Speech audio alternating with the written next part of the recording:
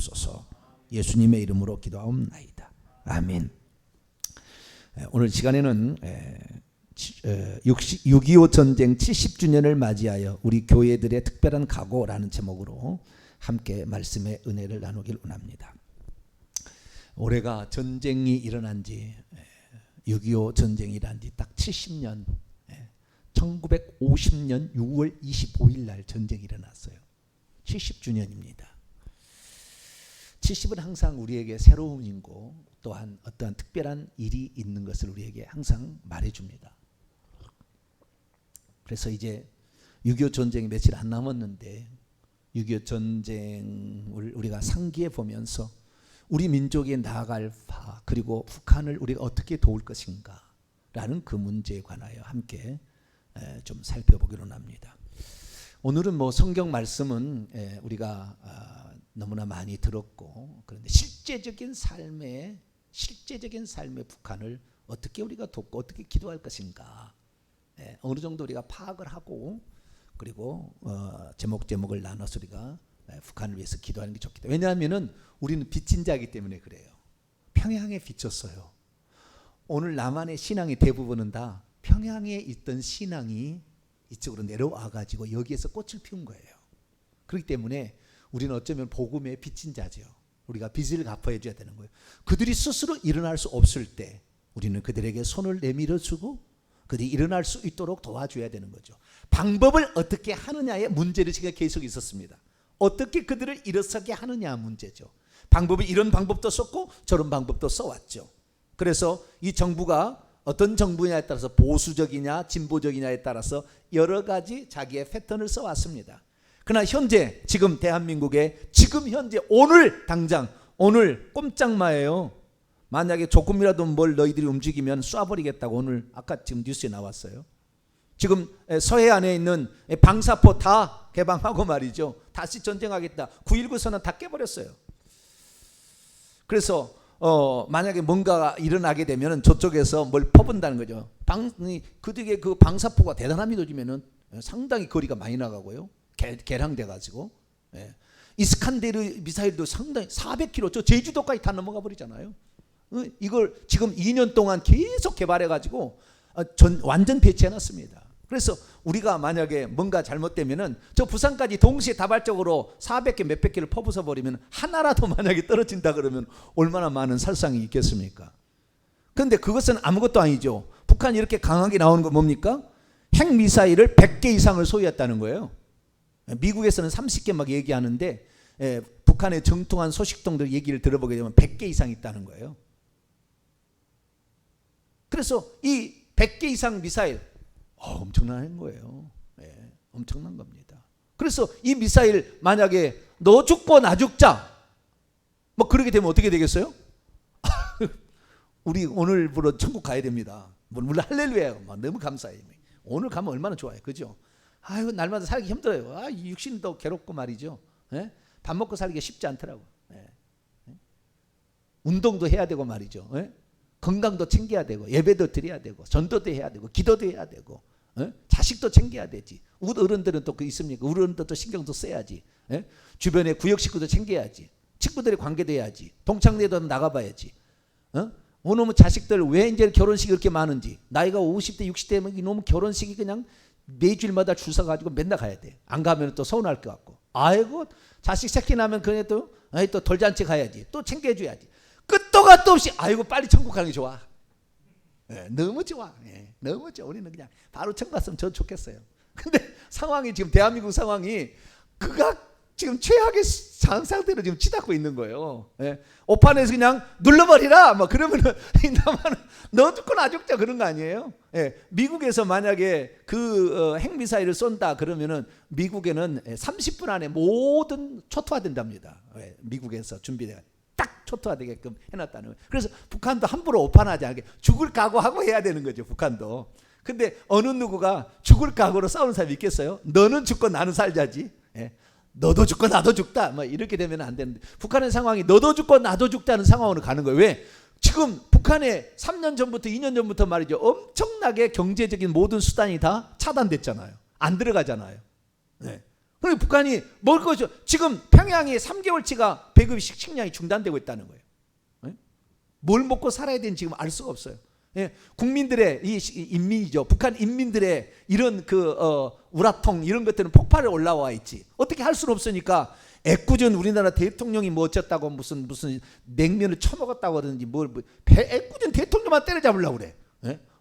뭐가 지네는 지네 대통령은 아니 지네 국방위원장은 그 어른이고 우리 국방위원장이나 우리 대통령은 무슨 냉면 잡수 뭐요? 자기들 귀한 줄 알면 우리도 귀한 줄 알아야지. 주요 얘기하려는 게 아닌데 지금. 네. 자 우리가 아니 무슨 앞뒤가 맞게 사람이면은 네가 귀한 줄 알면 우리도 귀한 줄 알아. 네 국방위원장 귀한 줄 우리 대통령 귀한 줄도 알아야 된다니까요. 그런데 이게 형편없잖아요.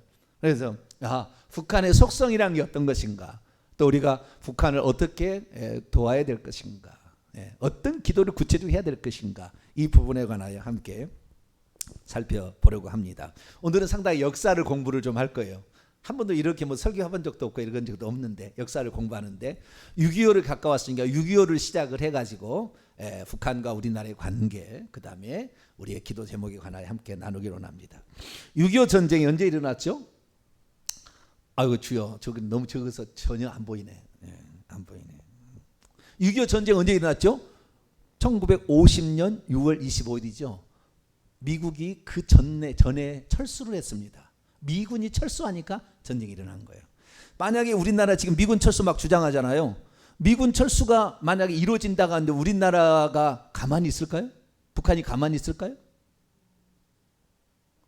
미군은 지금 두 가지 방식으로 우리나라 이 한반도를 보고 있어요. 미국 대륙에서 보고 있는 게 하나가 있고요. 그 다음에 괌 이런 중간에다가 이거 다 지금 모든 북한을 이렇게 보고 있는 정찰 모든 걸 다 거기다 배치해 놨어요. 그래서 괌을 때린다는 얘기 다른 얘기 아니고 괌에가 그게 있습니다. 북한을 다 그냥 개미새끼 하나 다 쳐다볼 수 있는 모든 기계 장비가 다 거기에 있는 거예요. 항공모함이 3대가 있어서 태평양 그 다음에 대서양물에 돌아다니고 있잖아요. 그러다가 이 3대가 한 번에 올 적도 있었어요. 3대가 한 번 하나면은요 100개국을 커버할 수 있다는 거예요. 그런 항공모함이 미국에 있는 거예요. 최첨단의 기술이. 그래 있는데 미국이 철수를 했어요. 그럼 미국이 왜 철수했느냐? 미군이 원래는요 우리나라가 그 일본의 식민지였지 않습니까? 35년 동안 1919년 한일 합방 이후에 우리나라가 일본의 식민지가 되었어요. 그래서 이름도 바뀌고 학교에서도 이제 창씨 개명한 일본식으로 이름 바뀌고 일본식으로 공부를 했다고 말해요. 일본이 이 중국하고 소련까지 먹으려고 중국 땅에다가요 만주국을 세운 거 혹시 아세요? 일제시대 만주국 동북 삼성에다가 만주국이라는 나라를 괴뢰 정부를 세웠어요. 그래서 그거를 정복해 가서 중국을 먹으려고 이렇게 했단 말이죠, 일본이. 그런데 그 만주국뿐만 아니라 이 동남아시아 전체를 다 먹기 위해서 이 일본이 진출하다가 결국에 독일하고 함께 합작해서 유럽하고 아시아를 다 먹자 이렇게 해서 2차 대전 일으킨 거 아닙니까? 그런데 미국이 이렇게 올라오려 하니까 진주만 공습을 통하여 그 아예 비행기에 뜨지 못하도록 가미까지죠. 너 죽고 나 죽자랑 비행기 타고 가서 그냥 배 폭발해서 죽는 거예요. 이게 가미까지라. 그 술 한잔 뒀다 하잖아요. 일본에서는 딱 술을 먹고 천황폐하 뭐 하고 그렇게 갔다 선사하고 갔다잖아요. 그래가지고 그냥 비행기로 들이받아가지고 그냥 항공모함을 그냥 막 이런 거 뭐 비행기 막 없애는 이런 작업을 했는데 미국을 코터를 걷들인 거죠. 그래가지고 이제 2차 세계대전이 더 이제 확대가 됐는데요. 가장 중요한 것은 이제 우리나라의 문제입니다. 우리나라가 결국에 미국을 건드려서 일본을 없애야 되겠다. 일본은 이 군국주의, 제국주의 이런 건 없애야 되겠다 해가지고 미국에서 마침 이제 그 핵폭탄 기술이 개발돼 가지고 2개를 나가사키와 히로시마에 터뜨림으로 말미암아 무조건 항복이라는 일본의 항복으로 우리나라는 중국에다가 임시 정부를 만들어 가지고 독립을 해서 우리나라 다시 독립을 되찾겠다고 그 조만식부터 그다음에 김구 선생 많은 사람들이 가가지고 그 일을 했잖아요. 그렇게 해서 이제 우리나라를 준비해 왔는데 당장 그렇게 해방이 올 줄 몰랐어요. 당장 갑자기 이러니 뭐 갑자기 해방인 거예요. 예, 전쟁을 완전히 또 동남아시아 필리핀까지 다 해서 그 지금 위안부 이런 일들까지 다 발생해서 그 사람들을 끌어다가 이런 일을 했는데 이 일본이 패망할 줄을 몰랐다는 거예요. 그런데 갑자기 패망해서 항복 선언을 함으로 말미암아 이 나라의 해방이 갑자기 1945년 8월 15일 날 찾아왔단 말이죠. 그런데 그때에 연합군으로 참여했던 나라가 소련도 미국에 있었으면 연합군이었습니다. 소련이 연합군에 있었기 때문에 이 전쟁이 끝나게 될 때에 전쟁이 미국하고 이렇게 교류가 돼 있었기 때문에 소련은 머리가 아주 비상하게 돌아갔어요. 전쟁이 끝나게 되면은 이 동남아시아에 오직 대한민국만 자유민주주의 국가인데 여기만 국가인데 여기가 만약에 무너진다고 한다면은 태평양 이쪽이 다 이 안보 라인이 해체된다는 걸 알 때 미국은 전략적으로 대한민국을 잘 이렇게 자기 손에 넣어야 될 그런 입장에 있었죠. 그런데 이 미국이 전쟁에서 승리하게 된다고 한다면 한반도가 다 넘어간다면은 상당히 중국과 소련은 불리할 입장이 되었겠죠. 그러다 보니까 소련이 생각한 거예요. 우리가 빨리 북한에 들어가서 접수를 하자. 그래서 전쟁이 일어나기 3개월 전부터 작업을 해가지고 공산당 교육을 그전 몇 년부터 교육을 시켰습니다. 그래서 박헌영 이런 사람들 다 중국에 가서 스탈린에서 교육을 받고 왔어요. 공산당 사람들이 다 가서 교육을 받고 와서 이 조선 노동당을 만들어가지고 공산당을 만들자. 그래서 그때 당시에 지금 시대에 뭐 좌파 우파 이건 아무것도 아니에요. 그때는 어마어마하게 했습니다. 그때는 말 안 들으면 암살이에요. 바로 암살. 좀 이따 얘기했습니다만 강량욱 목사의 강량욱 목사도 암살조가 4명이 파송돼 가지고 그를 죽이려고 했죠.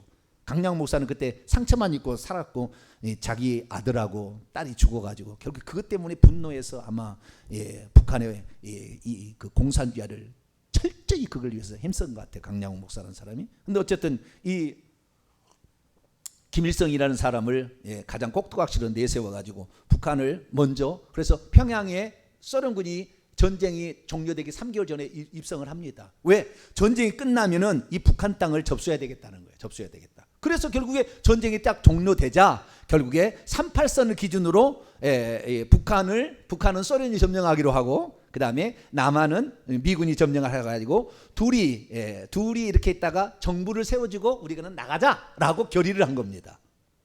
그래서 북한은 소련군이 평양에 진주했고 우리나라는 미군이 우리나라를 들어왔죠. 그래가지고 남북한에 이렇게 있어서 이제 이렇게 어떻게 나라를 세울 거냐 했을 때 두 종류의 의견이 있었던 거예요. 하나는 절대 우리는 한 민족으로서 한 국가를 세워야지 공산당 국가 그 다음에 자유민주주의 국가는 세울 수가 없다라고 하는 입장이 김구의 입장이 김구 아시죠?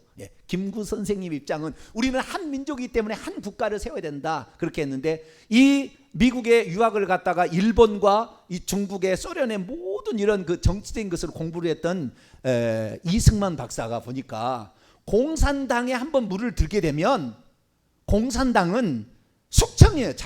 처음에는 다 자기 같이 한다고 그래요. 우리 동료 다 한다. 그러다가 자기가 정권을 잡으면 다 죽이는 거예요. 이것이 공산당의 역사예요. 공산당의 역사. 그래서 공산당이 되게 되면 절대 자유가 없다.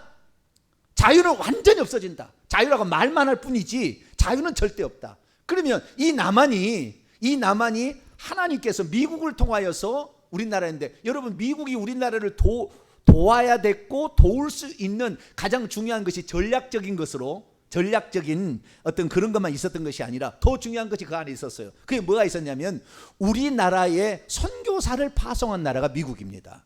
그래서 미국이 이 나라의 6.25 전쟁에 참여해서 가장 많은 사상자를 낳았어요. 가장 많은 6.25 전쟁에 가장 많은 자기 자녀들이 죽어갔습니다. 그렇게 한 이유는 뭐냐? 그때 당시에 전쟁에 참여했던 많은 대의들이나 소위들이 뭐라고 하냐면은 내가 장차 한국 땅에 선교하러 갈 텐데 너는 전쟁 났을 때 무엇을 했느냐라고 물어볼 때 내가 하나님 앞에 무엇이라고 대답할 수 있겠습니까?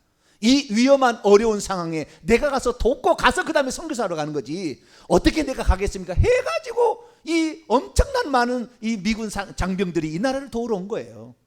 그래서요 그 비교를 보게 되면 다른 나라하고 게임이 안 돼요. 미군이 우리나라에 도와준 숫자가 그리고 죽어간 숫자가 게임이 안 돼. 그렇게 엄청난 많은 미군들이 그 젊은 자식들이 하나밖에 없는 그 귀한 자식들이 죽어갔다 그 말이에요. 근데 어쨌든 우리나라를 선교로 생각하고 우리나라를 극히 아끼는 그런 마음이 미국에 전반적으로 있었다는 거예요. 물론 전략적인 것도 있었어요. 그러나 이건 정치하는 사람들인 것이고 일반 사람들은 그런 마음을 가지고 있어서 우리나라를 이렇게 도와주겠는데 이승만이가 생각하니까 둘이 이 사상의 싸움은 부모 자식도 이게 안 된다는 거예요. 하나가 안 된다는 거예요. 사상의 싸움은. 그래서 그렇게 했다가는 우리나라는 틀림없이 공산화되고 말 것이다.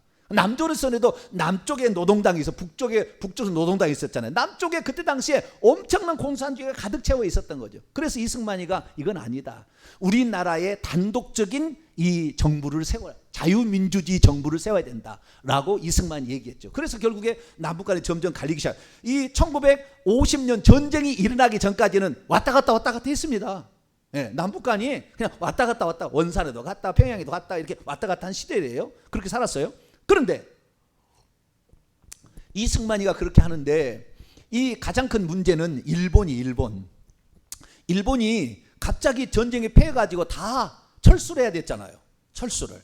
그런데 일본 사람 중에서 가장 일본 사람이 많이 주둔한 지역이 제주도입니다. 제주도는 동남아시아의 거점으로 거기에서 군수물자, 비행기 모든 것이 다 그쪽으로 공급이 됐기 때문에 제주도 해안가가 거기에 뭐 전쟁하기 위한 함포 이런 불이 엄청 뚫어졌어요. 가보세요. 이 엄청 뚫어졌는데 제주도가 전략적인 요충지여서 제주도에 엄청 사람이 많았는데 제주도가 갑자기 철수를 해야 되잖아요. 이제 나 져버렸으니까 일본이 철수를 해야 되게 갔는데 그때 당시에 일본의 앞잡이로서 일본을 도왔던 사람이 경찰 순사들이거든요. 근데 이 경찰 순사들이 이 나라의 미국 군종으로 바뀌었는데 치안을 유지해야 되겠는데 누구를 갖다가 경찰을 쓸 거냐 이거예요. 누구를 쓸 거냐. 이거 쓸 건데 누구를 쓸 거냐 하다가 결국에 그 경찰 그 순사들을 써요. 그 경찰. 그러니까 우리나라 사람인데 일본의 앞잡이 노릇을 했던 사람들이죠. 그런 사람을 쓰니까 제주도민이 일본에 대한 반기를 가지고 있으니까 왜 노동을 얼마나 고통을 많이 당했어요. 얼마나 빼앗겨 수탈을 당했으니까 아주 그냥 안 좋게 생각했는데 그러니까 별로 안 좋아. 우리가 어렸을 때만 해도 순사하면 별로 안 좋았어요. 그러지 않았어요? 지금은 경찰이 물이라 우리가 때리면 맞아야 돼 막. 지금 경찰은 지금 물돼 버렸어요. 그런데 옛날에 그랬잖아. 순사온다 그러면 막 숨었어. 왜냐하면은 뭐 칼 차고 다니고 옛날에 그랬잖아요. 막 그런 시절이라. 일본이 튼튼하면서 일본하고 별로 제주도하고 지금 안 좋았는데 제주도 사람들은 특별히 그 일본이 떠날 때 일본 뒤에 우리나라 사람이 다시 그 경찰을 잡는 그 일본의 앞잡이 싫어했어요. 그래서 전국에 이제 이승만이가 이 남한의 사람을 다 돌아다니면서 전국을 돌아다니며 연설을 합니다. 이 나라는 하나님이 지키시는 나라, 자유민주주의 국가가 돼야 되지 공산주의 국가라면은 다 하향평준화가 되고 나중에 독재가 되어서 자유가 상실되는 나라는 안 된다. 그래서 이 나라 어찌하든지 자유 대한민국을 만들어야 된다. 그게 설득력이 있고 그 다음에 가장 많이 배웠고 또 정치에 이런 수완이 뛰어났기 때문에 사람들이 지지를 해서 결국에 1948년 8월 15일 날 독립을 우리나라 국가를 자유 대한민국이라는 이 우리나라를 세우게 되죠. 그런데 이 대한민국을 세우기 전에 우리나라가 남한만의 정부를 만들자고 찬성할 거냐 반대할 거냐를 투표를 했어요. 그것이 50일 자유총선거입니다. 국회의원을 선거를 해가지고 이 나라가 어떤 나라가 될 것인가를 만들기 위해서 자유총선거를 했는데 오직 하나 제주도만 반대했어요. 왜? 제주도는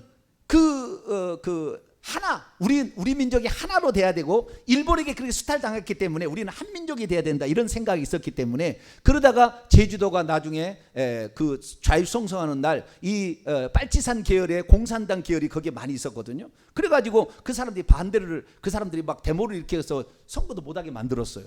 그러다가 나중에 그것이 4.3 사태 한 해 지나가서 4.3 사태가 벌어져서 이 미군이 들어와가지고 엄청 많이 사람을 죽여서 지금도 그 아픔이 있어요. 그때 자기 가담도 안 했지만 식구가 가담됐다고 막 몰살을 시켜 죽였거든요. 그래서 지금도 제주도 가면 4.3 기념비가 있는데 참 가슴 아픈 역사죠. 그런 제주도가 그런 역사가 있어요. 근데 이 남한이 이제 어쨌든 이 단독 정부를 세워가니까 북한도 어떻게 해요? 김일성을 앞세워가지고 북한 나라를 세운 거예요. 그래가지고 북한도 나라를 세우게 되는데 그 북한이 결국에 9월 달에 9월 9일 날 우리는 8월 15일 날 대한민국을 세우고 북한은 9월 9일 날 조선민주주의 인민공화국이라는 나라를 세웁니다. 그러나 지금까지 북한은 나라로서 인정해 준 적은 없어요. 우리나라만 합법적인 나라로 유엔의 허락을 받고 대통령 선거를 해서 된 거예요. 그래서 우리나라가 이제 됐는데 그것을 반대하기 위해서 제주 4.3 사건도 일어났고 여수 반란 사건도 막 일어났어요. 그러다가 1949년에 중국도 공산화가 됩니다. 중국도 마오쩌둥에 의해서 중국도 공산화가 돼버립니다. 그런데 이제 나라가 세워지니까 미군도 떠나야 되고 이제 소련군도 떠나야 되잖아요. 둘 다 떠나야 돼. 이제 그렇다가 상태가 됐어요. 그런데 이 남한이 그래서 결국에 1949년에 8월 1948년 국가가 세워지니까 1949년에 떠납니다. 결국에 미국이 떠납니다. 미국이 떠나니까 이때다. 신이 우리에게, 그 신도 믿지 않았겠죠. 말로 그런 겁니다. 제가 신이 우리에게 준 적화 통일의 가장 최선의 기간이 이 남한을 적화시킬 수 있는 가장 좋은 기회가 우리에게 찾아왔다. 김일성이가 생각을 합니다. 그래서 자기가 소련을 찾아갑니다. 스탈린을 찾아가가지고 스탈린 씨여, 전쟁을 해서 남한을 먹을 수 있는 유일한 기회가 아무도 돕지 않을 지금 유일한 기회가 우리에게 찾아왔으니 도와주십시오. 스탈린이 야, 국지전은 일으킬 수 있으나 이 전반적인 전쟁을 일으키는 것은 아니다. 그건 아니야. 혹시 미국이 오면 어떡해? 다시 오면은 그러면 나하고 우리 미국하고 싸워야 된다? 그러니까 에이, 그건 아니야. 40몇 번을 돌려보냈어요. 40몇 번을. 그런데 결국에 50번째인가 몇 번째인가 가서 스탈린의 허락을 받습니다. 그래가지고 우리나라는 탱크 하나, 기갑차, 장갑차 하나 없었는데 이 소련이 얼마나 무기를 많이 대줘버렸는지, 그냥 김일성이 너무 그냥 기고만장해진 거예요. 너무 기고만장해. 소련제 탱크 T-34 85형 탱크가 242대. 우리는 탱크 하나도 없는데. 야크 전투기, IL 폭격기 200대. 각종 중야포, 중박격포로 무장했는데 우리나라는 탱크 하나도 없고 장갑차 하나도 없어. 그리고 우리나라가 그때 당시에 이 전쟁한다고 해서 군인들이 먹을 수 있는 양식을 13일치 양식이 있었대요.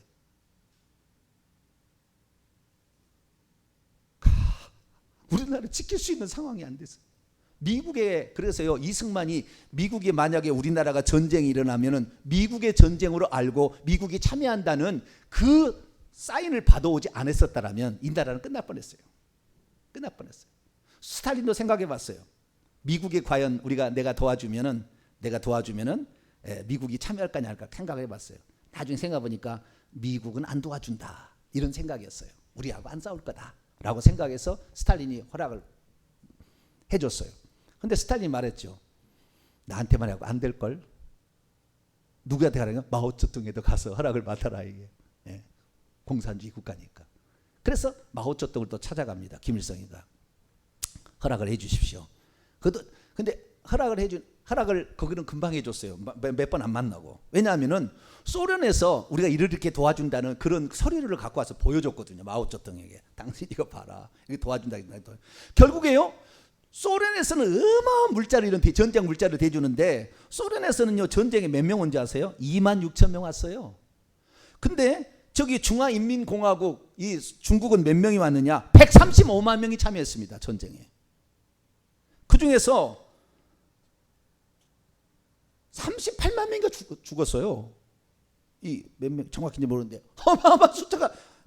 그 소련은 물자를 공급해주고 중국은 뭡니까 인해 전술이라고 그러죠. 그렇게 해가지고 우리나라를 도와주는 그래서 두 나라를 도와준다고 하고 남한에서는 이미 남노당이 다 장악해서 전쟁만 하면 우리는 공산화를 시킬 수 있다라고 해가지고 동네 모든 동네에 있는 면장까지 우리는 공산당을 찬성합니다. 도장을 찍어서 마대자루를 가지고 북한에 올라갔다는 거 아니에요? 김일성한테 보여줬다는 거 아니에요?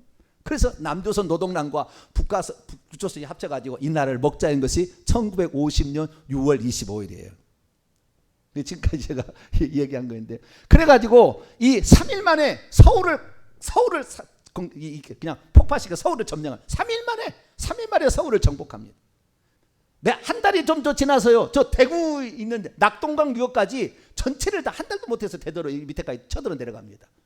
그래가지고 이 나라를 다 먹었다고 했는데 미국하고 이 전쟁이 일어나게 되면 이승만이가 그런 협약을 맺어놨거든요.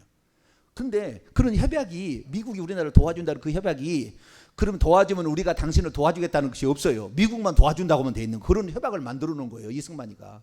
참 이승만이 똑똑한 사람이 어떻게 그런 사람이 그때 난세 영웅이라고 그런 일을 했는지 몰라. 그래서 미국이 들어와가지고 결국에 부산과 인천으로 들어오게 됩니다. 그래서 인천 상륙 작전을 벌이게 되는데요. 인천 상륙 9월 달에 약 세 달이 지난 9월 15일 날 메가더 장군이 인천 상륙 작전을 펼쳤고, 그리고 며칠이 못 지나서 9월 28일에는 서울을 탈환하게 되고, 그리고 10월 1일부터는 이제 치고 북쪽으로 올라갔어요. 치고 북쪽으로 올라가가지고 10월 19일에는 평양을 점령하게 되고 10월 26일에는 압록강 유역까지 쫙 해산 저 위쪽까지 다 이제 저 위에 두 번째 지금입니다. 거의 지금 그 북한하고 국경선 있는 데까지 다 치고 올라간 거예요. 그런데 중국군이 13만 명을 이끌고 인해 전술로 치고 내려오기 시작했어요. 죽으면 또 그 다음 사람이 총을 받고 하고, 또 죽으면 총을 받아서 그 사람이 하고, 이런 식으로 해가지고 남한을 진격해 들어와서 결국에 이 13만 명, 그 다음에 2차 공세, 3차 공세 이렇게 해가지고 135만 명이 중국이 이래 왔어요. 그러니까 오늘날에 중국의 좀 북한이 이렇게 하는 거, 소련하고 별로 안 하는 것은 중국이 이렇게 많은 희생자를 냈기 때문에 중국하고 이렇게 싸바싸바 하는 것 같아요. 그래서 1차, 2차, 3차인데요. 그러다가 3차 12월 달에는 38선까지 저렇게 치고 내려와 버렸습니다. 3차는 38선까지 중공긴 개입으로 38선까지 저렇게 나왔다. 그런데 저게 38선까지 내려온 다음부터는요. 밀고 땡기고 2년을 반복합니다. 이게 이제는 더 이상 밀리지 않겠다고 죽기를 각오하고 양쪽이 싸우는 거예요. 그런데 여러분, 나중에 우리가 전쟁을 한 다음에 저 강원도 쪽에는 여러분 요 선이 지금 있는데 이 선은 38선이에요. 원래 남한과 북한은 이 38선을 기준으로 북한 땅, 남한 땅 그랬습니다. 소련하고 미군이 점령할 때. 그런데 지금 우리나라 지도는 약간 이렇게 비스듬하게 돼 있어서 저 강원도 쪽은 더 올라가고 이 서해 쪽은 좀 내려왔어요. 왜 그런 줄 아세요? 오른쪽에는 우리 군인들이 치고 올라간 것이고 왼쪽은 연합군들이 치고 올라간 자리라. 연합군들은 좀 몸살이, 죄송합니다.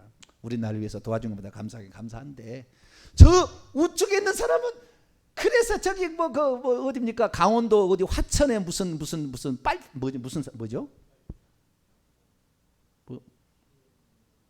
모르겠네. 갑자기 생각이 안 나네. 그쪽 강원도 양구 이쪽에 치고받고 화살고지 엄청 전투가 막 타피가 그냥 이게 마대자루 막 쌓였다잖아. 치고 그래 2년 동안 하니까 결국에 안 되겠다. 그래서 1951년부터요. 이렇게 가지고는 우리가 더 이상 안 되겠다. 우리 휴전하자라고 그때부터 휴전 얘기를 하기 시작합니다. 그래서 2년 뒤에 결국에 휴전하게 되어서 1953년 7월 27일 날 휴전을 하게 되는데 우리나라는 불참합니다. 왜냐하면 만약에 휴전하게 된다면 영원한 분단이 될 수밖에 없다.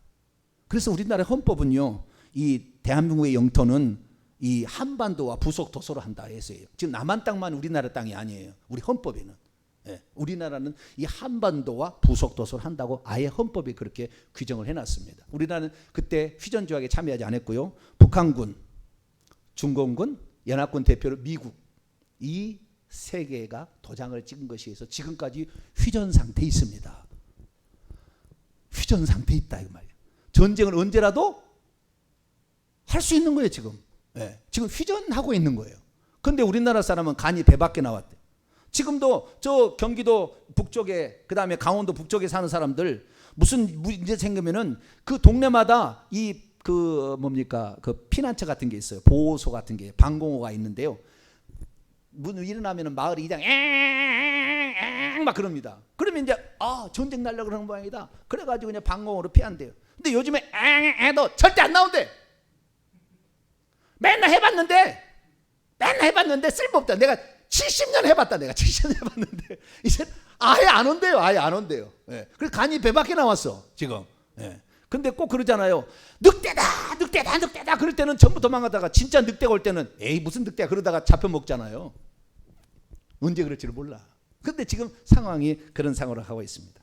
여러분, 그런데 여러분 혹시 이거 아세요? 미군이 와서 그때 얼마나 죽은지, 우리나라를 위해서.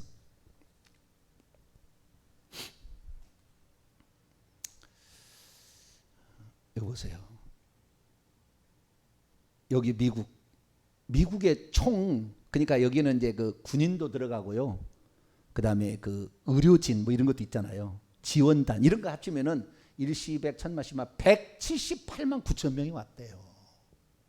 전 세계 가운데에.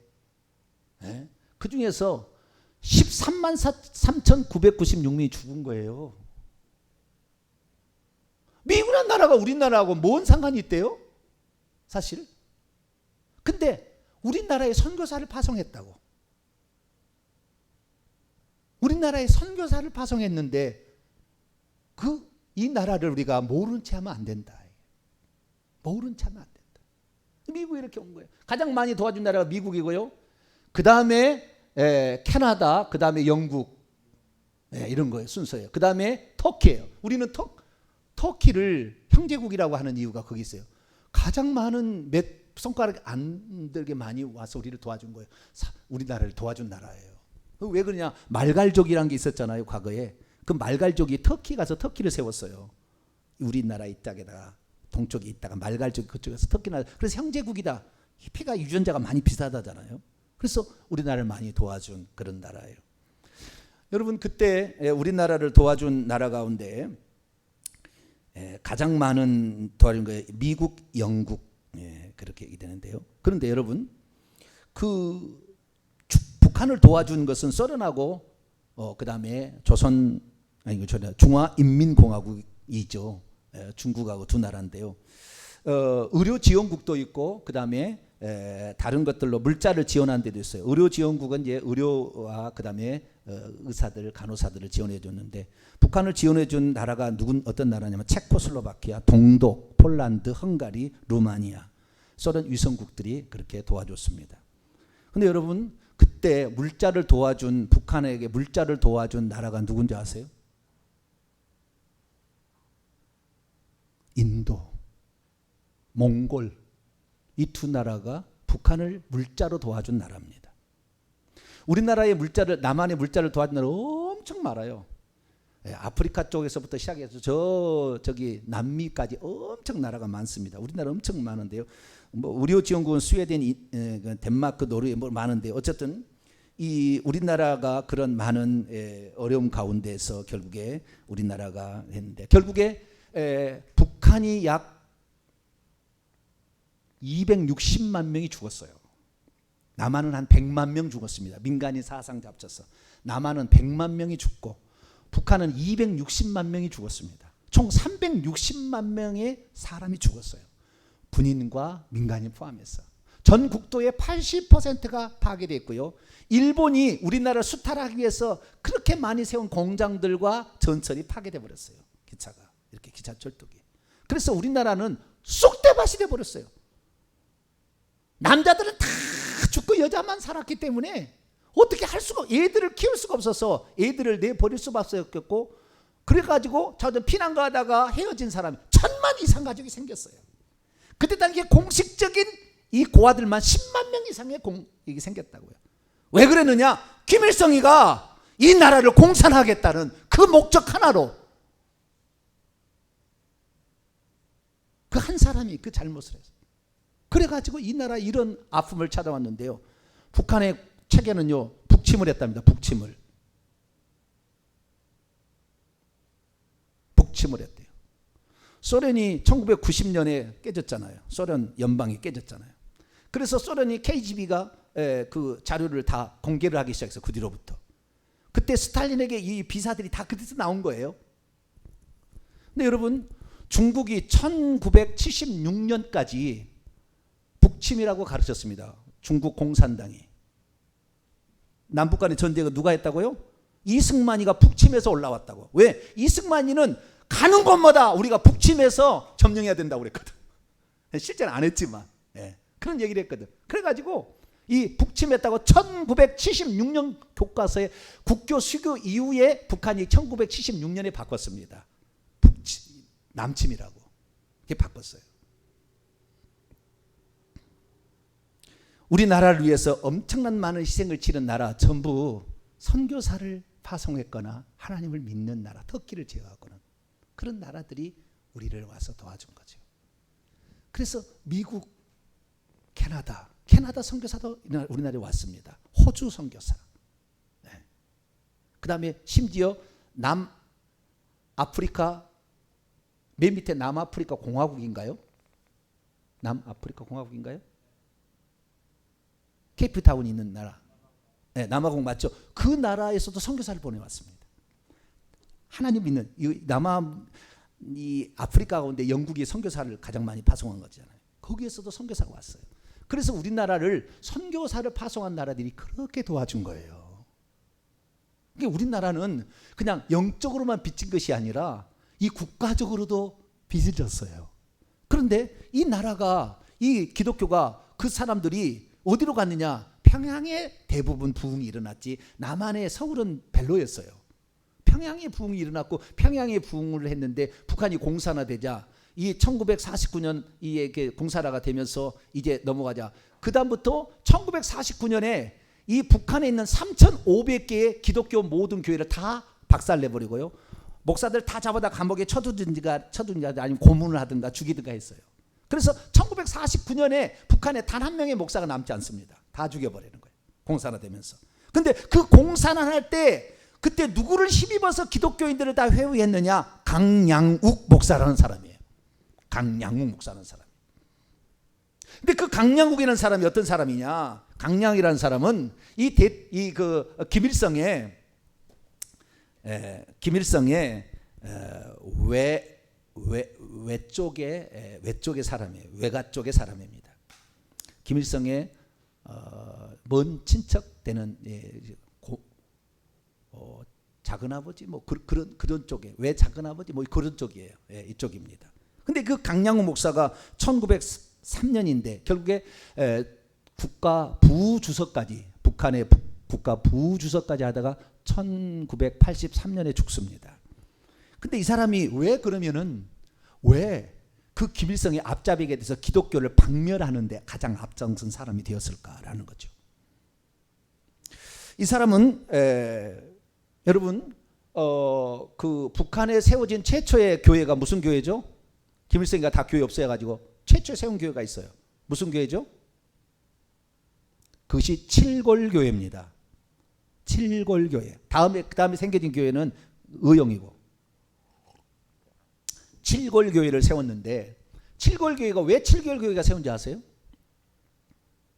여러분 칠골이 어디가 있는지 모르시죠? 평안도에 있습니다. 평양에 가깝습니다.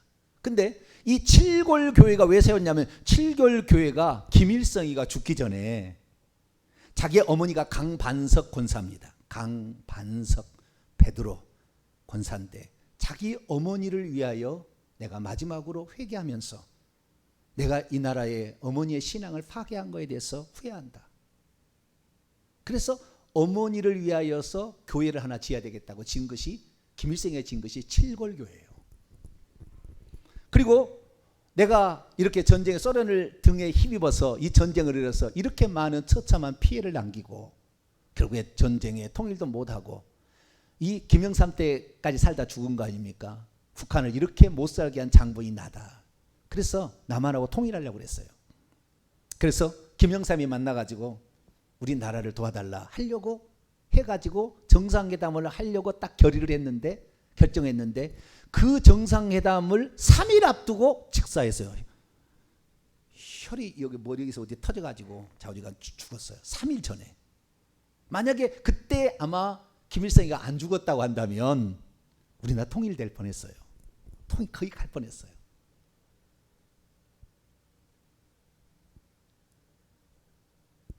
그때 김일성이 죽자 미국에서 회고록이 나오는 거예요. 미국에서 이때가 북한을 쳐서 이길 수 있는 마지막 기회다라고 북한이 쳐들어가려 했는데 김영삼이가 끝까지 말렸다는 거 아니에요? 네. 그래가지고 결국에 그때 전쟁이 안 일어났는데 어쨌든 김일성이가 그렇게 자기의 삶을 반성하고 칠골교회를 세우고 나라를 통일시키겠다고 이제 남한과 함께 그렇게 했는데 하나님이 허락하지 않더라고. 왜?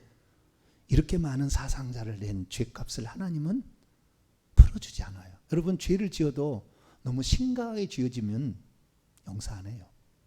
죽여버려 하나님. 그런 사람은 안 살려놔요. 회개도 안 되게 돼 있어요. 여러분, 죄를 짓 때 너무 심각한 죄를 지면 안 돼. 너무 많은 사람을 억울하게 만들고 너무 많은 사람을 괴롭히게 되면 하나님이 그 사람 허용하지 않아요. 그래서 너는 안 돼. 죽여버린 거죠. 그런데 그 강반석, 이제 이 세계 그 6.25 전쟁과 더불어 온 역사를 이제 점검했고요. 북한을 어떻게 도와야 될 것인가 쪽으로 이제 넘어갑니다. 강반석 권사가 김일성의 어머니. 강반석의 아버지가 믿음이 매우 좋은 장로님이었어요. 그 사람이 강돈욱 장로라는 장로입니다. 강돈욱 장로예요. 그런데 이 김일성 집안은 아버지 쪽이 있고 어머니 쪽이 있는데 어머니 쪽에는 신앙이 아주 좋은 기독교 사상을 놓고 아버지 쪽에는 정반대입니다. 김일성의 아버지가 김형직인데 김일성의 할아버지는 김보현, 김일성의 증조 할아버지는 김응우입니다. 김응우가 누구냐면 제네럴 서먼을 타고 대동강변에 왔던 토마스 선교사의 목을 잘라서 죽인 사람이 김응우예요. 김응우. 김일성의 증조 할아버지가 그 선교사를 죽인 장본이라. 그러니까 피가 지금 두 개가 있는 거죠. 이 예수 믿는 사람들을 죽이는 쪽에 피가 아버지 쪽에 있었고, 이 어머니 쪽은 하나님을 믿는 아주 믿음이 돈독한 장로님 집안의 딸로서 이쪽에 집안이 있었던 거예요. 그런데 김일성이가 결국에 아버지를 따라간 거 아니에요? 강반석 씨가 권사님이 어릴 때부터 김일성이가 교회를 다녔다잖아요. 주일학교도 다니고. 그 주일학교 가르친 선생님이 하는 얘기예요. 주일학교 때 제대로 신앙생활 할 수 있도록 조금 더 이끌어줬다면 얼마나 좋았을까, 그런 생각을 합니다. 근데 어쨌든 김일성은 이 하나님을 반대하는 쪽에 그 피를 가지고 소련을 등에 업고 이 나라를 이 난국으로 아직까지 70년이 됐는데 지금도 험악한 입을 이 대통령을 향하여 무슨 이 전단지를 만들고 거기다가 담뱃재를 막 지져가지고 이렇게 한 것을 보여주면서 지 국방위원장은 괜찮고 우리나라의 대통령은 그럼 저렇게 해도 되나? 참 사람이 말이죠. 여러분, 공산당이라는 사상이 들어가게 되면 인정사정이 없어요. 우리는 이 자유 대한민국을 지켜야 합니다. 제가 북한 소식을 저는 왜 그런지 모르지만 북한과 중국에 남다른 애정이 더 있어요. 사랑하는 마음이. 왜 그런지는 모르지만, 근데 곰곰이 생각해 보니까 제 조상이 저는 중국 정씨입니다. 하남 정씨라는 정씨인데, 길정이 있죠. 이정표 할 때 정자예요. 교과 과정할 때 정자예요. 고물의정 아닙니다. 나라정 아닙니다. 이 정씨인데, 이 길정, 나라정, 법정이라는 정씨를 쓴데, 우리 정씨가 고려 공민왕 때 노국공주를 따라서 사신의 대장으로 이 나라에 왔다가 이 나라가 너무 사람이 유민이 마음이 성품이 좋은 걸 알고 나는 이 나라에 살고 싶습니다라고 중국의 황제, 청나라 황제한테 요청을 했더니 그래 살아라. 그래서 함경북도 한산이라는 곳에 터를 잡고 삽니다. 그런데 학자 집안이에요. 엄청 학자 집안이에요. 우리 교회 이번에 등록하는 우리 지혜자매가 목사님은 교수 같아요. 설교를 들어보면은 교수 같아. 요약까지 딱 해준대. 요약까지 탁탁탁탁탁. 그래서 쏙 들어게 해준대. 그래서 목사님은 교수 같아요. 막 이렇게 얘기하는데 우리 원래 집안이 학자 집안이야. 근데 우리 그 계열이라는 사람은 머리가 좋아요. 머리가 좋아 공부해. 그 학자 계열인데 그 함경북도 한산이라는 데가 터를 잡고 살아서 후손이 몇 명 안 돼? 5천 명도 안 돼요 지금. 왜? 너무 정치에 욕심이 없어. 좀 야욕을 품고 좀 아부를 떨어야 되는데 한 번도 그런 적이 없어. 그렇게 왔어요. 그냥 올곧게 그냥 살은 거야. 이렇게 그렇게 살다 보니까 정치 자리를 못한 거예요. 그래서 그냥 유야무야한 그런 사람으로. 물론 지금에 와서 목사가 상당히 됩니다. 10명 이상은 될 거예요. 우리 집안이. 근데 어쨌든 그게 북한에 그런 게 있고요. 뿐만 아니라 그 사람, 우리나라 왔던 그 사람은 중국의 하남에 살았어요. 하남에. 그러니까 중국 정씨라 어쩌면은 그래서 그런지 모르지만 좌우지가 중국과 북한을 생각하면 마음이 아프고 쓰려. 그의 아픔이 나의 아픔처럼 막 느껴지는 거죠. 네, 그런 마음이 있어요. 그래서 우리가 북한을 도와야 된다. 북한을 도와야 된다. 중국을 위해서 기도해야 된다. 이렇게 남들보다 더 많이 하는 것은 어떤 그러한 제 나름대로 어떤 핏줄과 같은 어떤 그런 게 있겠죠. 그런데 제가 어느 날 북한 소식을 이제 자주 듣는데, 이 북한 소식에 강성상 TV, 유튜브에 많이 나와요. 강성상 TV, 태영호 TV, 신현균의 국방 TV, 데일리 NK, 주성아 TV, 강철한 TV, 이런 TV들이 있어요. 그래서 제가 이런 것을 주로 봅니다. 이런 걸 주로 보는데, 어느 날 보니까 이 사람이 나와요. 이 사람이 어느 날부터 제가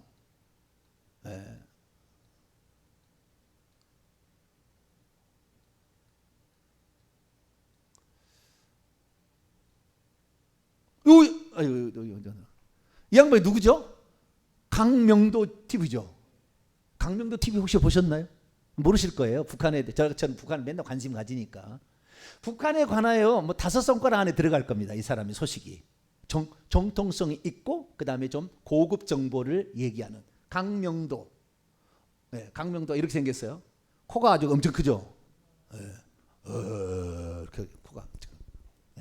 근데 이 사람의 말을 저는 자주 들어요. 근데 어느 날 내가 깜짝 놀랐어요.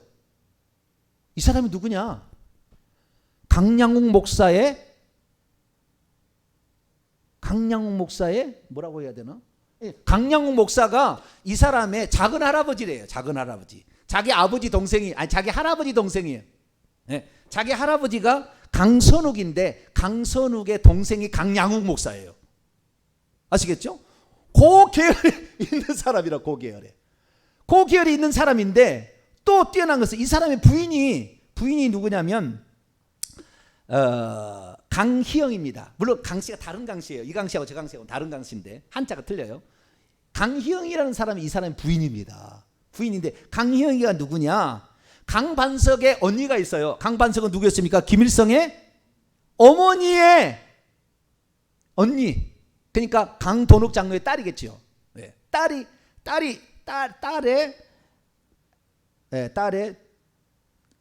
그 딸의 아들이 누구냐면 지금 얼마 전에 죽은 사람인데요. 북한의 최고의 그 고위직을 지낸, 북한의 총리직을 지낸 강성산이라는 사람이 있습니다. 70몇 년에 죽었어요. 강성산이라는 사람이 바로 강반석 언니의 아들입니다. 근데 북한 공산당에 이쪽으로 많이 관여되어 있어요. 그런데 이 강성산의 딸이 강희영이에요. 그 집안. 그러니까 북한의 최고의 권력을 가진 그 집안의 딸하고 결혼한 거예요. 강량욱 그쪽 핏줄하고 그다음에 강성산은 이제 북한의 고위직을 한 사람의 딸이기 때문에 무소불위의 권력을 가지고 있어요. 이 사람이 북한에 있을 때 35살이 옛날에 내려온 사람이거든요. 벌써 20몇 년이 되었다는데 35살이 내려왔대요. 올려고 온 게 아니고 자기는 부러울 게 없었대요. 그리고 북한에서 쉽게 말해서 국가보위부 이런 쪽에 있었어요. 인민무력부 보위부의 전문 연구실에 있었던 대조입니다. 주석궁의 격리에 있었기 때문에 모든 돈을 알고, 그 다음에 보위부에 있었기 때문에 정보를 다 알고 있었기 때문에 이 사람은 남부를 것이 없는 사람이었어요. 그런데 어쩐 일이 있었냐면 김일성이가 그렇게 이 나라가 통일하려고 계획을 세웠던 것이 이유가 뭐냐면 한 해 전에 그러니까 그 통일하고 회담하려고 한 해 전에 북한에서 남북 청년 전 세계 무슨 회의를 했어요. 청년 축전인가 뭐 그런 거 있습니다. 그 공산당들만 하는 그런 게 있는데, 그런 것을 전 세계의 소련 위성국 체코 뭐 헝가리 다 불러가지고 그들의 축제를 열었어요. 근데 그 축제를 여는데 어마어마한 돈이 들어갑니다. 어마어마한 돈이. 다 돈을, 이 올림픽은 그 중계료를 통하여 다 이렇게 해가지고 돈을 남는 장사도 200억 몇씩 남잖아요. 그런데 이 축전은 그 오는 사람을 무조건 자기 나라에서 다 대접한다는 거예요. 대접한다는 거예요. 뭐 만개 호텔에다가 뭐 좌우지간 그 다 하려고 어마어마한 돈을 썼대요. 그래서 나라가 거의 거덜날지거니가 됐대요. 그러면은 돌아가면은 그것을 나라를 다시 이렇게 그러니까 그때가 몇 년이냐면은요 1990년 89년의 일이네요. 이 일이 있었대요. 축전이 있었던 게 89년이네요. 88년에 IMF 봤죠. 그 다음에 일이네요. 89년에 있었는데 이걸로 말미암아 나라가 거덜나게 생겼어요. 그런데 1990년이 됐을 때 소련이 해체가 돼버려가지고 아무도 북한을 안 도와줘 버렸어요. 그거 먹기만 하고 그냥 턴털어 버렸어요. 그래서 북한이 더 이상의 뭐 안 되는 그런 상황이 돼서 그때부터 북한이 팍 주저앉아서 김정일도 통일하려고 뭐 했었고요. 계속했다는 이런 말이 있어요. 그런데 어쨌든 이런 엄청난 많은 이런 고통 가운데서 이 북한에 보게 되면은 이 강명도라는 사람이 내가 찬찬히 봤더니 이 양반이 왜 저게 나왔나? 그런데 거기에 모든 정보를 얘기하는데 지금도 강명도 TV를 들어보게 되면 정보가 상당히 고급 정보가 나오고 있는 거예요. 왜 그러냐? 북한에 자기가 알고 있는 사람이 어마어마한 인맥이 있는 거예요. 인맥이. 그래서 이렇게 돌아가지고 카톡으로 이제 온다는데 많은 정보를 가지고 있어요. 근데 놀라운 사실은 이 사람이 제 후배로 들어왔다는 거 아니에요? 1996년에 장신대 신대원을 졸업했어요. 전도사예요. 전도사. 여기는 안 나와요. 여기 강명도 TV는 안 나오는데 이 사람이 개인적으로 전도사로서 선교 1995년에 선교사가 됩니다. 이른 양 찾기 운동본부에 지원을 받아서 선교사가 돼서 북한을 선교하기 위해서 나는 이 땅에 하나님이 나만을 보낸 거다. 우리 작은 할아버지가 잘못했던 모든 죄악들을 나로 말미암아 씻고 내가 저 북한의 사람들을 이 남한의 사람들과 함께 가서 도와서 북한을 하나님의 나라로 만들기 위해서 나를 하나님께서 이 남한에 보냈다. 근데요 남한에 와서 신앙생활을 하기는 했는데 오래전부터 하긴 했는데 신앙이 없었답니다. 왜냐하면은 북한은 거짓말투성이잖아요.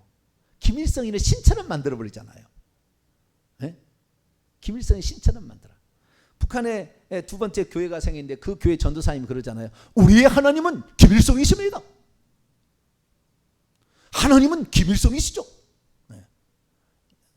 그렇게 얘기를 합니다. 네. 그러니까 그렇게 된 일은 북한에 있었는데 강양홍 목사가 왜 그러면 그렇게 김일성이 됐느냐. 이 양반이 1944년 봄노예 때 평양노예에서 목사 안수를 받습니다. 한 해 전에는 38회 평양신학교를 졸업한 수재였고요. 그리고 전도사 때는 평양 장대인 교회 가서 교육 전도사를 했던 인물입니다. 일본에 가서 주오대 대학을 나왔던 사람이고요. 숭실대학에 들어가서 국가와 민족을 위해서 그렇게 애썼던 그 사립 학교에 들어가서 민족애를 불탔던 사람인데 갑자기 공산당의 사상교육을 받게 된 거예요. 그래서 목사 안수를 받을 그 무렵인 것 같은데 이게 사상이 전환돼가지고 1946년에 북한을 세우기 위해서 만든 임시인민민주주의 임시민주주의 위원회인가 뭐 그거 만들어요. 그 만들때 그 대장되게 해가지고 전 북한에 있는 교회들이 다 일요일 날 11시에 예배 드리는데 예배 드리지 말고 선거에서 대의원을 뽑자. 근데 북한은 선거를 어떻게 안 좋아하세요? 네? 찬성하는 것이고 반대하는 게 있잖아요. 찬성하는 건 하얀 거, 반대하는 것은 검정색에 투표하면서 투표를 하는 거예요. 그럼 이것이 자유총선거죠? 네? 자유총선거입니까? 그것이 북한이에요. 그것이 북한. 그런데 앞잡이 노릇을 했어요. 왜 그렇게 앞잡이 노릇을 했느냐? 먼저 사상적인 잘못된 것이 들어가 버렸어요. 그래서 그 사상적인 잘못된 것을 가지고 북한을 공사하는데 앞잡이 노릇을 했는데 결정적 사건이 하나 터져요. 그게 뭐냐면 북한에서도 이제 그 임시 정부의 사람들이 와가지고 공산당 하면은 이날은 안 된다. 그래서 공산당 암살조를 만들어서 김일성이를 3.1운동 때 죽이려고 했는데 실패했어요.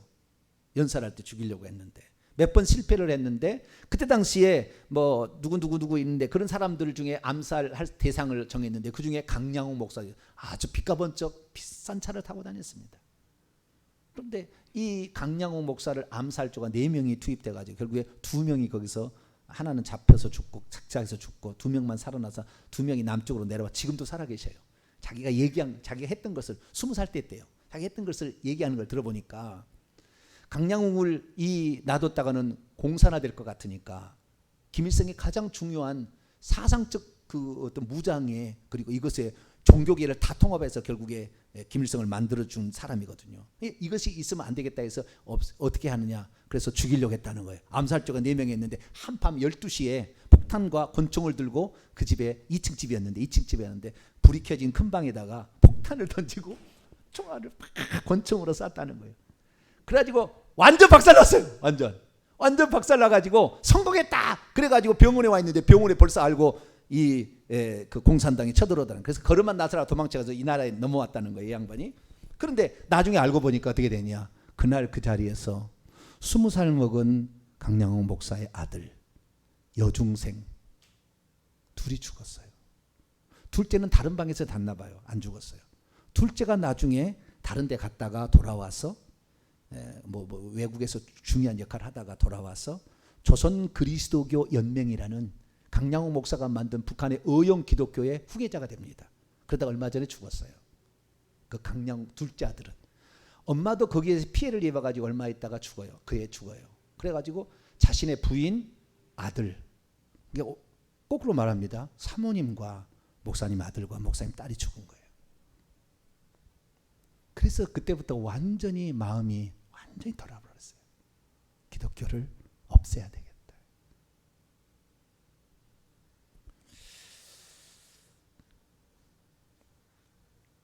그러니까 사모님을 죽인 거죠. 그 암살 단원들이 결국에. 예. 여러분 강량옥을 죽여야지. 죽이려면 왜 사모님을 죽여요? 왜 아들 딸을 죽입니까? 그 사람이 잘못했잖아요. 그러니까 더 마음이 삐뚤어져 버린 거예요. 사람이 여러분 원수를 사랑하라. 우리가 아무리 그 사람 미워도 그 사람이 하나님의 사람이 될 수 있도록 바꿔달라고 기도해야 되는 거지. 암살하는 것이 하나님 뜻 아닙니다. 그거 아닙니다. 강명독 TV를 하는 사람이 나도 이 땅에 와서 북한의 교육을 받다 보니 전부 북한에 가르친 것이 거짓말했다는 것이 나니까 교회 오니까 목사님 설교도 다 거짓말 같더래. 아 저거 거짓말 목사가 저거 다 거짓말이다. 왜? 35년을 그렇게 거짓말 교육을 받아가지고 권력을 누리고 살다가 남한에 왔더니 예수 믿어야 한다고 해서 예수를 믿었대요. 그럼 믿었는데 전부 거짓말 같더래. 그러다가 이 사람이 몇 년 안 됐다면 6년인가 7년인가 변화되는데 진정 주님을 만난 것 같아요. 그래서 내가 이 땅에 부러울 것이 없는데 근데 왜 그러냐. 북한이 망하게 일보 직전에 갔다는 거예요. 일보 직전에. 그래서 이 김정은 이런 그 아이들을 미리 다 그 망명하려고 다 그렇게 밖으로 김일성이가 망명시켜 손자 다 망명시키려고 나라 김정삼이 해가지고 통일시키려고 다 망명시켰대. 자기 가족들은 핑계는 다른 거 돼가지고 아파서 무슨 병원에 간다 해가지고 다 망명시켰대요. 보내고 나서 자기도 망명하고 일부 직전에다가 그렇게 죽었어요. 3일 전에 죽었는데 이 북한에서 그 일을 하다가 있으면은 이 나라는 망하게 되는데 망하기 전에 내가 살 길을 찾아야 되겠다. 왜? 가장 고급 정보를 갈고 있으니까. 그래가지고 북한은 이 중국으로 튀었대요. 자기 장이 누구예요? 북한의 그 두 번째 서열 사람이었어. 서열. 그냥 부탁해가지고 너 가도 되겠니? 잠깐 내가 뭘 있으니까 좀 장인어른 봐달라. 나중에 노벨 대발했다는 거예요. 김일성이가 그 얘기 듣고. 근데 자우지가 이 도망을 쳤대. 중국으로 도망을 쳐가지고 중국에 도망을 치다가 이제 다시 들어갈 수 없는, 들어가게 되면 죽을 것 같으니까 못 들어가니까 이제는 망명을 해야 돼서 미국으로 망명을 할까 어디로 망명할까. 그러다가 잠깐 한국에 들어가라고 그랬대요. 그래서 한 달 한국에 있으면 미국에 데려간다 해서 한국에 왔다가 지금까지 20몇 년을 살고 있대요. 그러면서 자기가 이제는 왜 하나님께서는 나는 이 남한에 올 이유가 없다. 나는 권력이 뭐든지 나는 부족함이 없는 사람이었고, 예. 나중에 얼마나 이 권력이 있으면 1976년에 자기 마누라하고 일남 일녀의 자녀가 있었는데 다 데려와요. 예. 돈 써서 다 데려옵니다. 이 사람이 얼마나 정보가 많은데. 그런데 하나님께서 나를 이렇게 하나님을 믿게 하고 나를 선교사로 이 땅에 세운 것은 내 작은 할아버지가 잘못한 모든 죄가를 반성하고 저 북한을 다시 하나님의 나라로 만드는데 내 하나 미랄이 되게 하려고 하는 하나님 나를 부른 것 같다. 나는 일평생에 이것을 위해서 나는 살아갈 것이다. 다짐을 한 간증을 하더라고요. 그래서 제가 이 땅에 우리가 과거는 어떻게 다 지나가잖아요. 과거는 잘못할 수도 있고 잘할 수 있어요. 그러나 내가 지금 이 땅에서 어떻게 해야 될 것인가, 어떻게 해야 될 것인가 내 스스로 하나님께 묻고 찾아서 지금 할 수 있는 최선을 다해야지. 과거에 너는 나를 미워했으니까 나는 너를 미워할 거야. 일본 또는 뭐 북한 막 서로 간에 뭐라고 막 그렇게 욕하고 막 그런 사람 많은데 그럴 필요 없어요. 과거는 과거요. 이미 지나간 걸 어떻게 할 거예요? 지금 잘해야지. 지금 우리가 할 수 있는 게 무엇인가? 우리가 하나님께서 이 상황에서 무엇을 지금 말씀하고 있는 것인가? 우리가 이걸 알아야 될 거 아닙니까? 그래서 그 양반이 북한하고 통일되게 기도하지 말라는 거예요. 강명도 씨가, 전도사님이. 통일되게 하지 말라. 그 양반이 58년생입니다. 58년 개띠예요. 강명도 씨가. 58년생인데 통일돼서는 안 된다는 거예요. 왜 통일되면 안 된다느냐? 북한이 이번에 그 핵 때문에 북한을 제재해서 경제가 안 돌아가니까 북한이 지금 얼마나 못 사는지 우리 남한하고 지금 비교한다면 1대 2000이랍니다. 1대 2000. 2000배가 못 산대요, 북한이. 왜 그렇습니까? 그랬더니 우리는 한 달에 벌면 200만 원을 벌 수가 있는데 이 남한에서는, 북한에서는 3달 벌면 1달러 바꿔준답니다. 3달 월급치를 갖다 주면 1달러를 준대요. 북한이 지금 현재. 2000배가 지금 떨어졌다는 거예요. 말이 안 되는 시절에 살고 있어요, 지금 북한은. 통일되면은 이 북한에 지금 몇 명입니까? 3,500만인가요? 몇 만이죠? 네? 2,800만인가요? 2,800만 칩시다. 2,800만 원을 기초수급자에서 다 도와줘야 돼요. 매달마다 50만 원, 100만 원씩 다 줘야 돼요. 북한이 남한할 수 없어요, 현재. 그래서 북한은 그렇게 통일되면 안 되고 이렇게 기도하라는 거예요. 첫째는 북한이 이제 공산주의 체제에서 이 사상적 체제가 무너지도록 기도를 해야 된다는 거예요.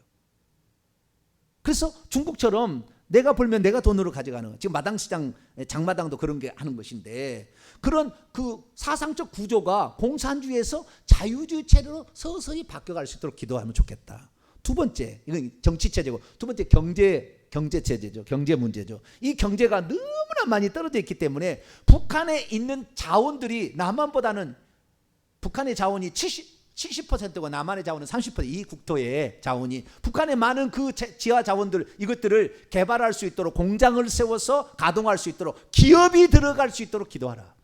그래서 그 기업이 들어가서 북한의 자원을 개발해서 거기에서 월급이 점점 오르면은 5년 10년 지나가면은 대등해질 거다.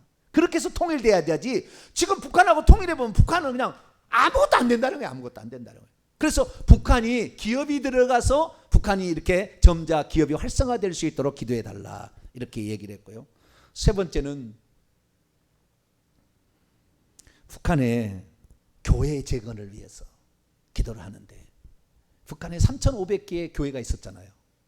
강양 목사 없애기 전에 3,500개의 그 기도. 북한을 이길 수 있는 유일한 방법은 신앙의 힘이고요, 북한의 현재 핵을 막을 수 있는 유일한 방법은 신앙의 힘밖에 없다고 그러더라고요. 북한이 어떻게 바뀔지 모르는데 지금 상황.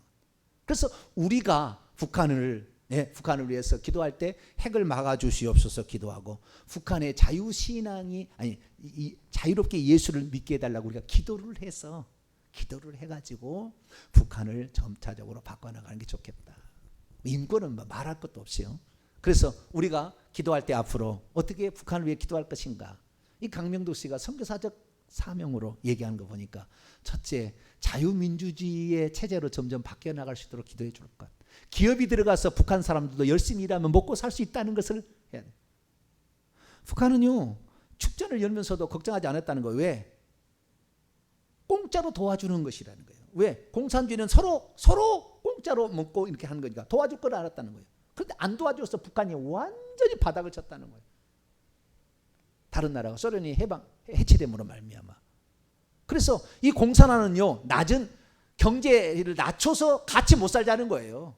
내가 보니까 그래요. 같이 못 살자. 어차피 너도 못 살고 나도 못 살고. 그러니까 많이 가리면 끌어내서 그냥 밑에 평준화한다. 같이 못 살자 이런 거예요. 그게 북한이, 그것이 지금까지 이 소련과 중국이 했던 역사가 그런 얘기를 하고 있더라고요. 우리는 그렇지 않아요. 우리는 하나님이 주신 복된 나라를 만들 수 있다. 할렐루야. 열심히 하면 될 수 있다. 네, 이렇게 되는 거죠.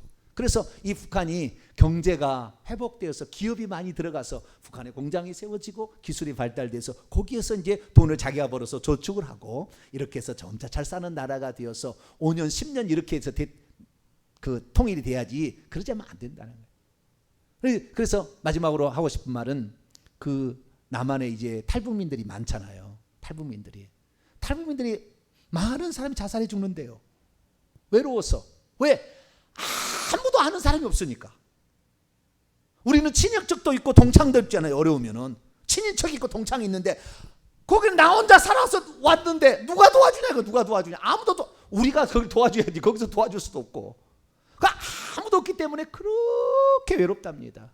그래서 북한 사람들이 혹시 자발을 내도 좀 받아달라. 왜? 아무것도 의지할 게 없는 사람들이니까 그들을 품어달라 강력히 요청을 하더라고요. 그래서 혹시 우리가 탈북민이 있다면은 그를 깨어나 줄 수 있게 되기를 바랍니다. 그들은 너무 외롭대요. 그래서 그들에게 말한답니다. 뭐라고 말하냐? 너 한 달에 50만씩 저축하면은 1년에 얼마냐? 600만 원이다. 600만 원이면 북한에서 30년 벌어도 못 번다 그거. 너 그거 5천만 원만 준비해서 통일되면 앞으로 10년 뒤에 통일되면 북한에다가 너 엄청난 많은 일을 할 수 있어. 소망을 준대요. 소망을. 지금 저축해서 전쟁 이 북한에다가 가면은 네 집도 멋지게 지고 너는 금이 환영할 수 있어. 그래서 예전에는 그냥 먹은 대로 그냥 돈 버는 대로 먹어버리고 막 술 취해버리고 그냥 없애버리고 이렇게 살았던 사람들이 이 강명록 씨를 만나면은 다시 내가 북한을 위해서 다시 북한을 재건할 여건으로 나를 이 땅에 보냈구나. 뭐 이렇게 생각을 한다는 거예요. 그래서 북한에 대해서 전문가들의 얘기는 좀 들어볼 필요가 있다 생각이 들었습니다. 사랑하는 성도 여러분, 북한은 우리에게 복음을 전해준 가장 중요한 사람들이 거기에서 왔습니다. 우리는 신앙의 빚진 자입니다. 이제 우리가 그들을 위해서 기도해주고 그들의 사상적 전환과 기업의 부흥과 그리고 신앙의 회복과 교회를 세울 수 있도록, 아니 탈북자들이 용기를 가지고 힘을 얻어서 북한에 가서 나라를 재건할 수 있도록 우리가 기도해 줄 때입니다. 우리가 돈이 된다면 우리도 그들을 지원해야 되겠죠. 그래서 그들이 다시 살 수 있도록 우리가 좀 도와주고 그들을 깨어나주고 그들이 좀 자발을 해도 좀 품어주는 그런 저와 여러분 되시기를 간절히 바랍니다. 기도하겠습니다. 거룩하신 하나님, 6.25 전쟁 70주년을 맞이하여서 김일성이가 결국에 후회하다가 죗값으로 죽고 말았는데, 하나님, 그가 죽은 지도 벌써 얼마나 많이 흘렀습니까? 하나님, 이제 북한이 변화에 서야 되는데 막다른 골목에 와 있습니다. 하나님, 북한을 불쌍히 여기셔서 북한이 도와달라고 하는 겸손함을 보이게 도와주시고, 북한의 지도체제 그리고 사상체제가 자유민주주의 국가가 될 수 있도록 도와주시고, 북한도 기업이 들어가서 일할 수 있는 나라가 되게 하시며, 남한에 왔던 이 탈북자들이 용기를 가지고 살아서 북한에 들어가리라. 그리고 우리 남한의 이 많은 기독교인들, 지도자들이 다시 평양에, 아니 모든 곳에 교회를 세울 수 있는 그런 날이 속히 올 수 있도록 역사해 주옵소서. 우리 주 예수 그리스도의 이름으로 기도하옵나이다.